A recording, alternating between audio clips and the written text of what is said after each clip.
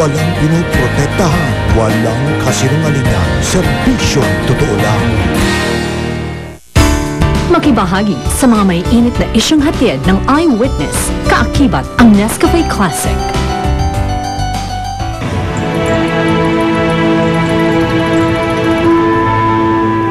Ngayon, at maski noong panahon ni Rizal, ang Binyan ang isa sa pinakamayamang bayan sa probinsya ng Laguna.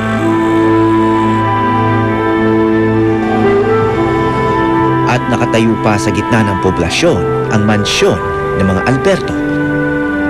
Mga kamag-anak di umano ng ina ni Rizal, si Teodora Alonso.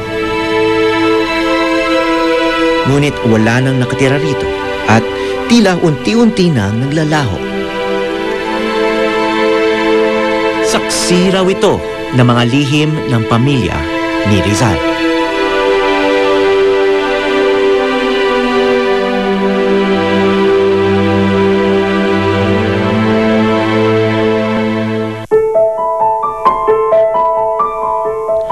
Tatlong gabi ng sunod-sunod na kayo'y lagi kong napapanaginipan at kung minsay madalas ko kayong mapanaginip sa loob ng isang gabi.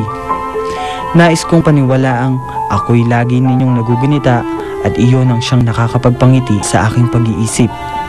Sapagkat sa ano't anuman ang utak ko'y bahagi ng utak ninyo at ito'y hindi dapat pagtakhan sa dahilang samantalang ako'y natutulog dito, nakagising naman kayo dyan. Sa pamilya ng 11 anak, si Jose Rizal ang Niño Bonito. Matalinong bata na malapit sa ina, ang una niyang guro. Kaya nakapagtataka, sa family tree na ginawa ni Rizal noong 1896, ang huli niyang taon sa mundo. Halos kumpleto ang pamilya ng kanyang ama, si Francisco Mercado. Ngunit mula sa ina niyang si Teodora, walang sangay. Sinadya ba ito? At meron kayang nais na hindi ibahagi ni Rizal sa mga susunod na henerasyon? Pumunta kami sa Binyan, kung saan nakatira ang mayamang pamilya ni Teodora. Ayan na yung giba. Dito ko nakilala si Dr. Bimbo Santa Maria na matagal nang nagsasaliksik tungkol sa buhay ni Rizal. The Yuchenko Group are building these trellises around the house. When the house is already being torn down. Dinala niya ako sa lumang mansyon ng pamilya Alonso de Alberto. Isa si Doc sa mga kumikilos para pigilan ang paggiba ng makasaysayang bahay mula sa lupang kinatatayuan nito. Rizal's, yung pagiging hero niya, malaking naging role ng kanyang ina.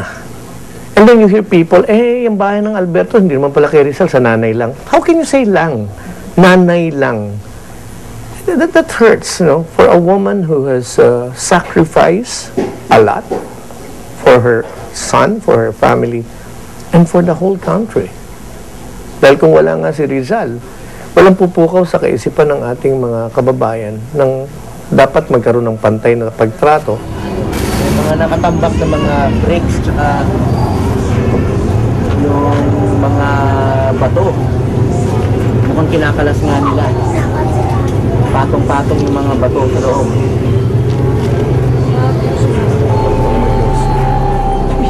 Mahigpit na ipinagbabawal ang makapasok sa bahay.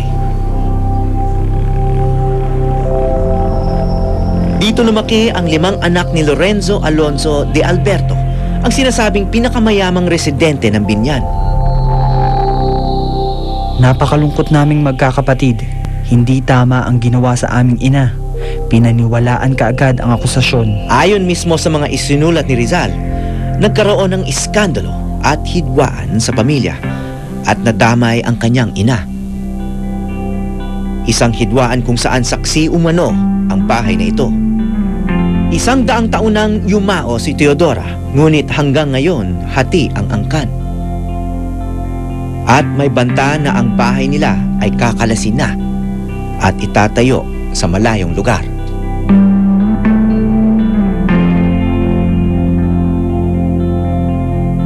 The wife went with another man.